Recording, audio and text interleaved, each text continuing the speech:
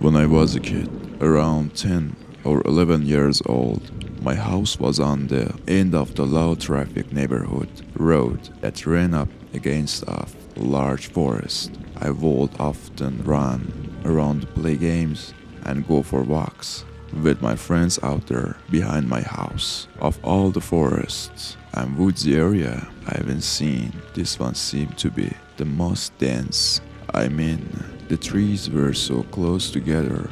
At some parts of the forest, it was hard to walk next to a friend without having to constantly move behind or in front of them to the pass between two trees. Anyways, it was a regular Friday night, and I invited my best friend over to hang out since there was no school tomorrow. By the time he came over, the sun was beginning to set. Still, we wanted to hang out in the woods for a while before it got too dark. We grabbed some heavy flashlights just in case and headed for the trees. We walked for maybe 10 or 15 minutes before finding a fallen tree which we sat on and just talked. This was one of our favorite things to do, just sit in the woods and talk about whatever we felt like. I'm not quite sure how long we were actually sitting there, but we definitely got the last in the conversation for a while, because when I finally looked up, the forest was almost completely covered in the darkness. Initially, neither of us were too nervous as we knew our way around the forest, and we figured we would just start heading back before it got pitch black. We turned our flashlights on and started walking.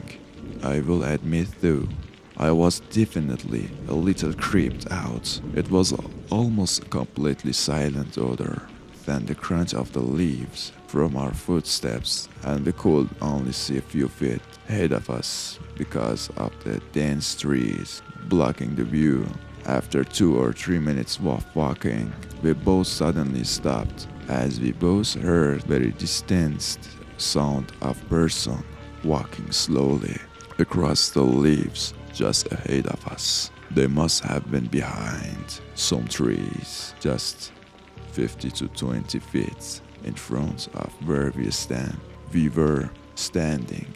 I couldn't stop myself from wondering why would anyone be going for a walk alone in the middle of the woods at this time of the night. I tried to stay calm, but just as we thought the person was beginning to get further away, the footsteps stopped. My friend and I both froze. We looked at each other in fear and confusion. It felt as though suddenly everything had become completely silent. As I stood there looking at my friend, I had the rush go through my body of a feeling that I was immediately danger, almost a split second. Later I heard leaves crunch from just a few feet behind us. My instincts kicked in and I took off, running straight in the direction of my house. As I ran, my shoulders were constantly bumping into the trees. It was hard to navigate through them with barely any light. I heard footsteps crunching the leaves behind me. I hoped it was my friend, but I was too scared to look back. After maybe 30 seconds running, I heard the footsteps take a sharp turn to the right and drift off in the distance. This made me even more terrified that those footsteps were not my friends, and made me wonder where my friend was and if he was in trouble. Eventually I made it to my backyard and immediately went in my house through back door. I was out of breath.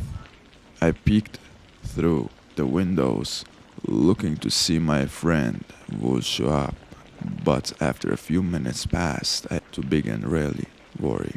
My parents came downstairs and asked if I was okay as they saw the panicked look on my face as I was telling them everything.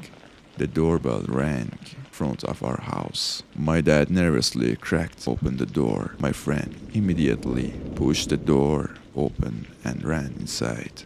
He said after I ran, he froze in the place, not knowing what to do. He heard 2 sets of footprints go off in my direction after me, and after a few minutes, he decided to run towards my house as well. My parents called the police to report the incident, but nothing ever came of it. My friend and I still talk about to this day, coming up with new theories about what really happened that night. Part of me wishes that I look back to see who was chasing me, but I know in a force like that, there was no way I would have to gotten 5 steps. There was no way I would have got 5 steps before running straight into a tree. Anyways, that is still the most terrifying experience I ever had. And ever since then, I always get uneasy when I'm around the forest at night.